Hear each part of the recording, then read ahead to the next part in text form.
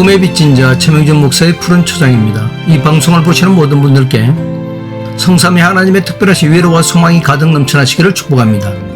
본 방송을 보시고 구독과 좋아요를 눌러주시는 것은 물질은 들지 않지만 복음 선교 방송에 동참하시게 되는 것입니다. 또한 요한계시록 강해도 진행하고 있으니 많은 시청 바랍니다. 오늘은 창세기 제7강입니다. 창세기 22장에 기록되어 있는 아브라함의 독자 이삭의 번제 사건을 아십니까? 이 사건은 과연 무엇을 의미하고 있을까요?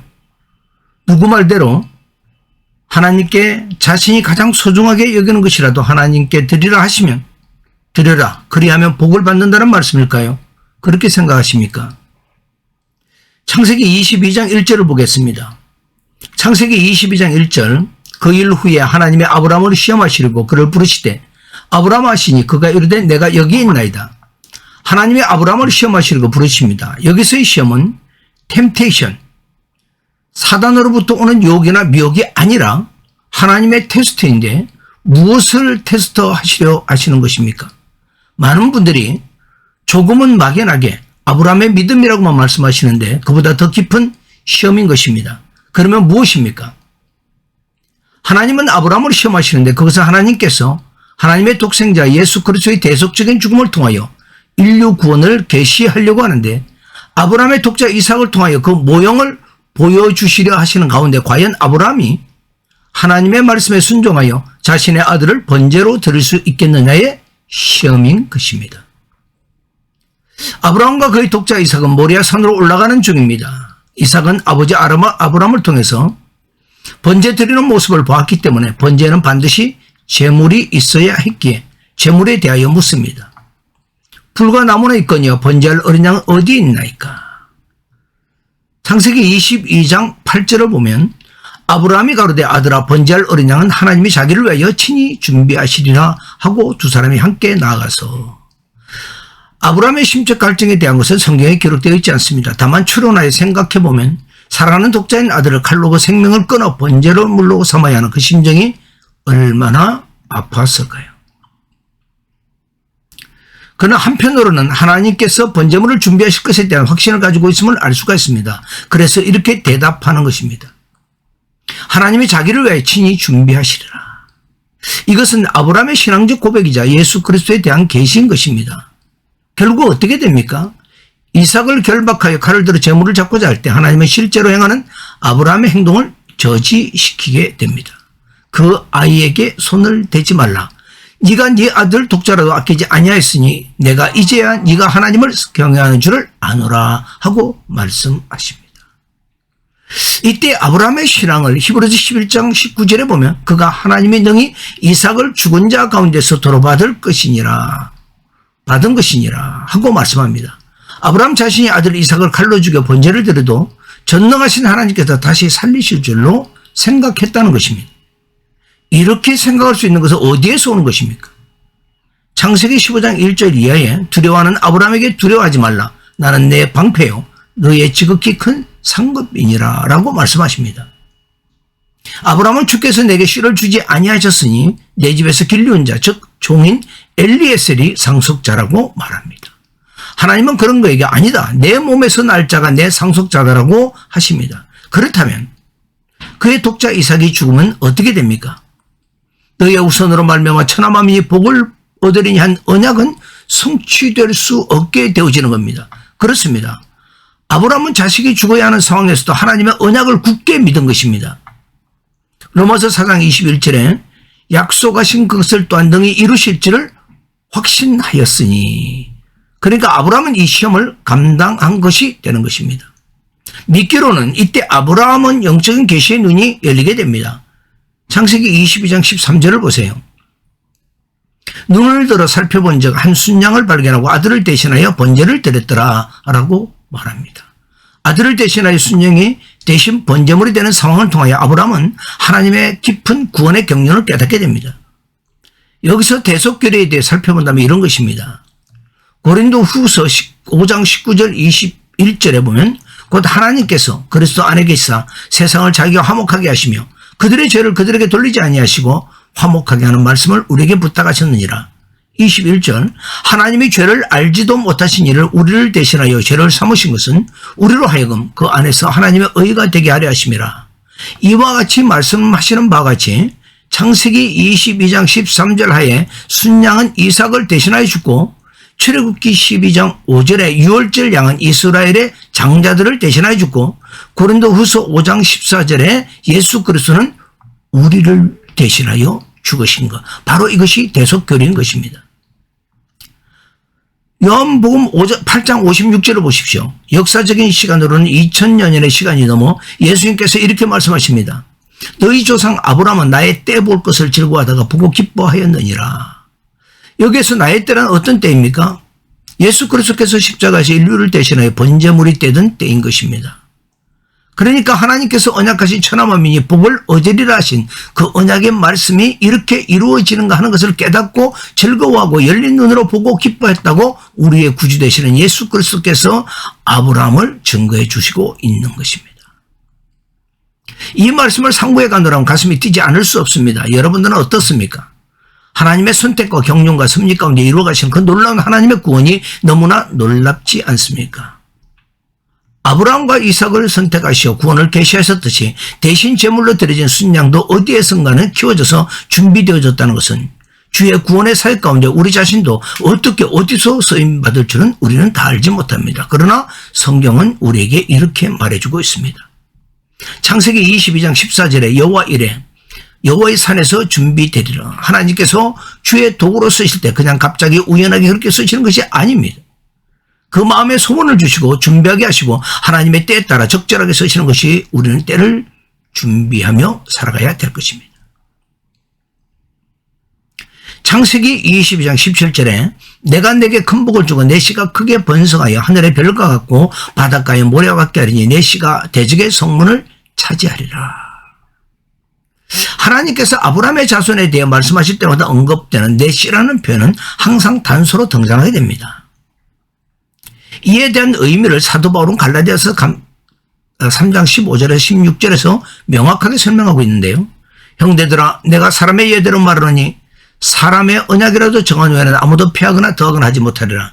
이 약속들은 아브라함과 그 자손에게 말씀하신 것인데 여럿을 가리켜 그 자손들이라 하지 아니하시고 오직 한 사람을 가리켜 내 자손이라 하셨으니 곧 그리스도라. 그러니까 내 씨는 곧 그리스도라는 것입니다.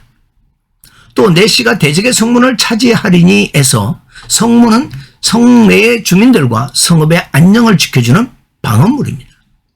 이런 문을 열고 젖힌다는 것은 성읍을 점령했다는 말과 상통하는 말이 되는 것입니다. 이 말씀이 창세기 24장 60절에 리브가의 오빠 라반과 가족들 리브가를 축복하는 말 가운데 있습니다. 조금 더 발전된 계시로 10편 또 107편 10절에서 16절에 보면 그가 논문을 깨뜨리시며 쇠빗장을 꺾으셨음이로다 합니다. 예수 그리스도께서 죽고 다시 사심을 통하여 사망의 권세를 깨뜨리셨다는 것입니다. 그렇게 하므로 창세기 22장 18절에 내 씨로 말미암아 천하만민이 복을 받으리로다. 즉 구원의 복을 받는 일이 바로 아브라함의 씨 자손인 예수 그리스도를 통해 일어난다는 말입니다. 그러니까 장차 메시아를 통하여 그를 믿는 모든 성도들 즉 아브라함의 영적 후손들이 복음으로 세상을 정복하며 모든 암흑의 세력을 이겨냄을 의미하는 것입니다.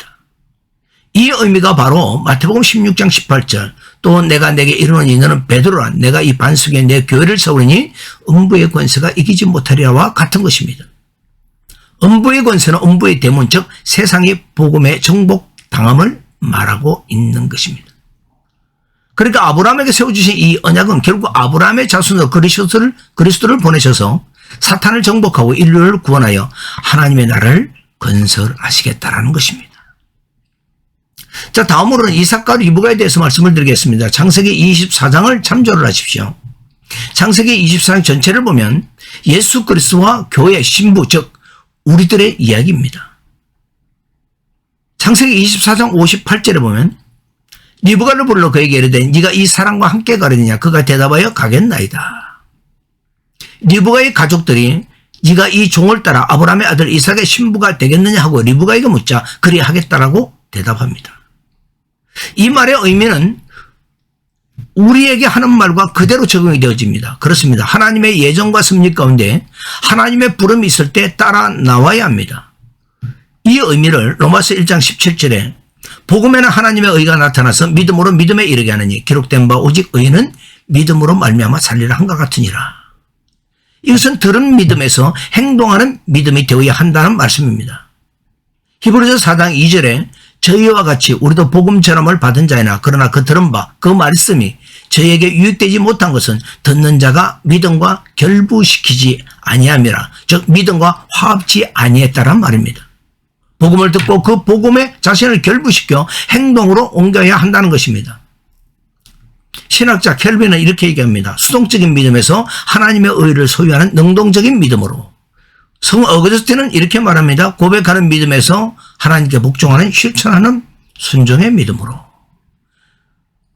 그러니까 이것은 말씀을 듣고 복음을 듣고 행동으로 옮겨져야 한다는 말씀입니다.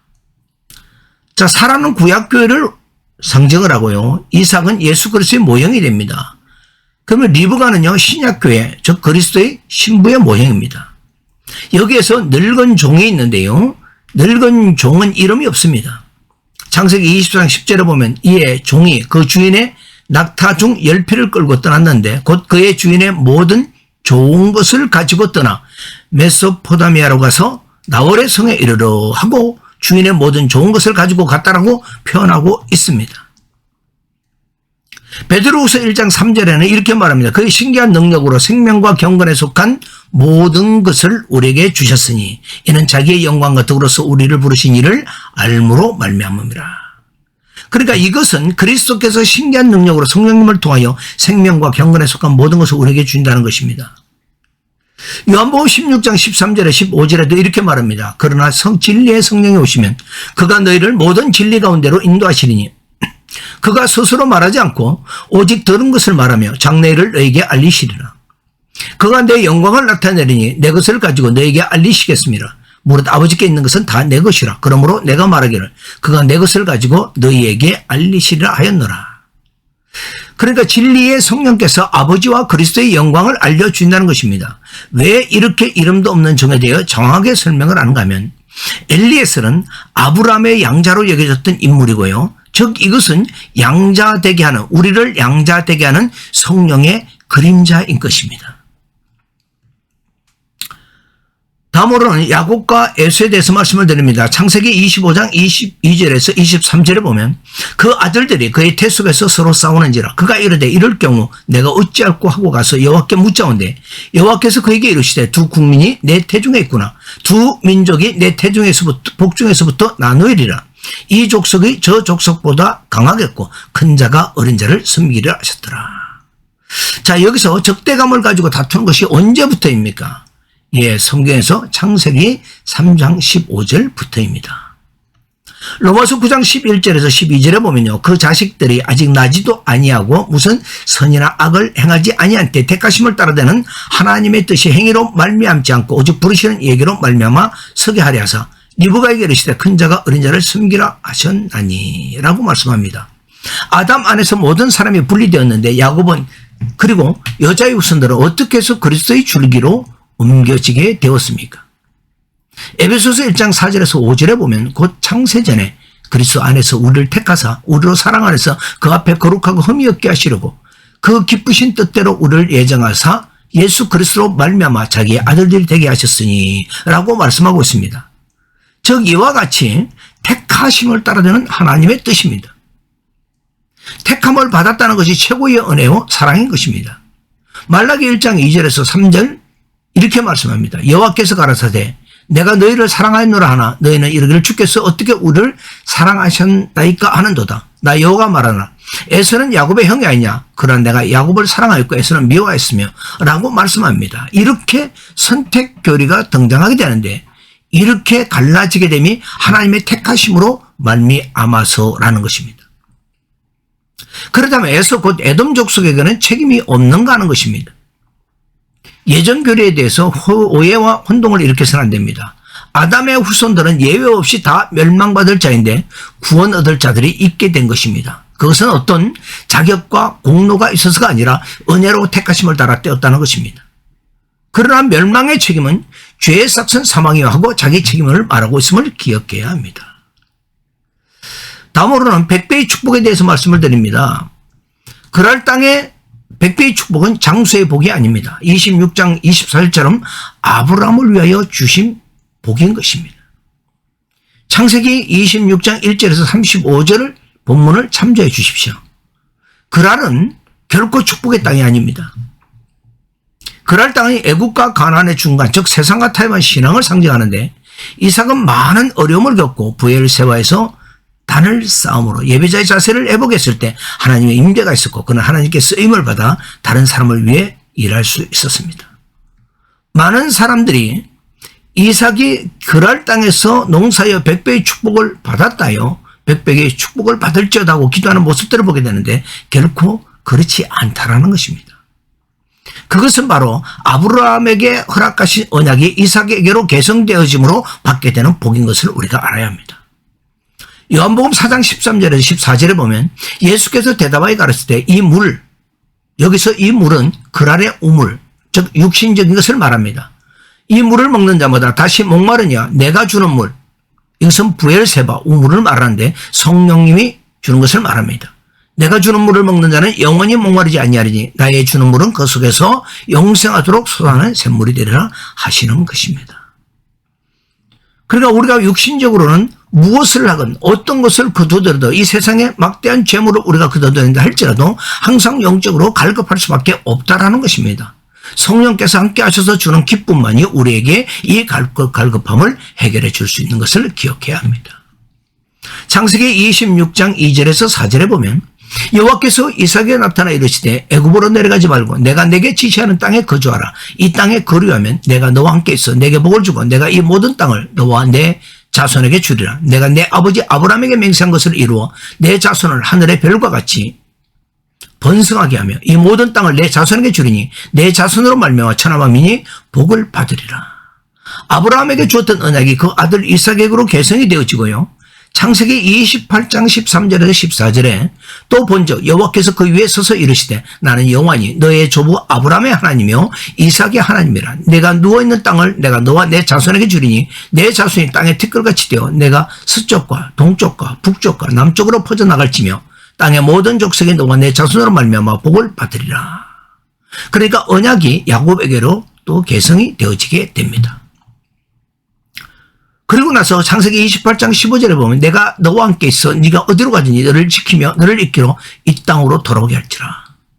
이렇게 하나님께서 지키시고 보호하시고 인도하시는 것은, 이렇게 말씀하시는 것은 야곱에게 묻은 의가 있어서가 아니라 야곱은 바로 언약의 계승자이기 때문입니다. 오늘은 여기까지 하겠습니다. 이 방송을 보시는 모든 분들께 우리 주 예수 그리스도께 주시는 평강이 가득 넘쳐나시기를 예수 그리스도 이름으로 축복합니다.